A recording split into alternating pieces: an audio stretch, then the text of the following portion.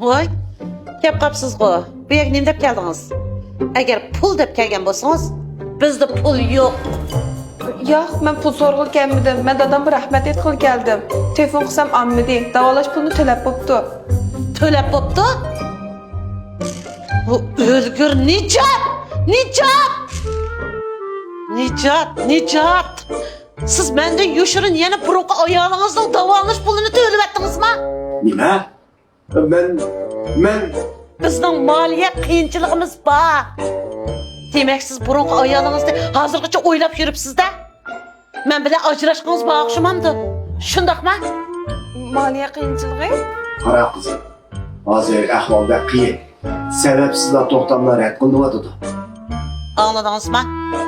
Bizda hozir moliya qiyinchiligi bor. Agar yana bu yerga pul deb kelgan bo'lsangiz, darhol yo'q qiling. Agar kallangiz ishlasa, eringizga deb qo'ying. Bizga yordam qilsin. Gerçi onun bir evlakligini bilib tursammi, ammo u Abbas jamiyatining bir asosi. Onun faqat bizga mushuli kerigi bor. Onun boshqa kerigi yo'q. Erimni bunda demang. Men bu yer pul so'rg'il kelmadim. Pulni to'lab bo'pti. Ha? Yo'q. Men verdi beray. Men pul to'lamadim. Nicat!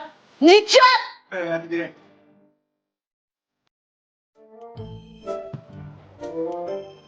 Hey, Tildar Qo'za. Sen heyliqi jamoat xavfsizlik nazoratidagi sultakni meni uchirishga taklif qildi deganda qilganding. Nima bo'ldi? Men bo'ladi, heyliqi pul to'lagan ishni bir tekshirgizay deyman. Nadiraning opasining pulini zodi kimning to'laganligini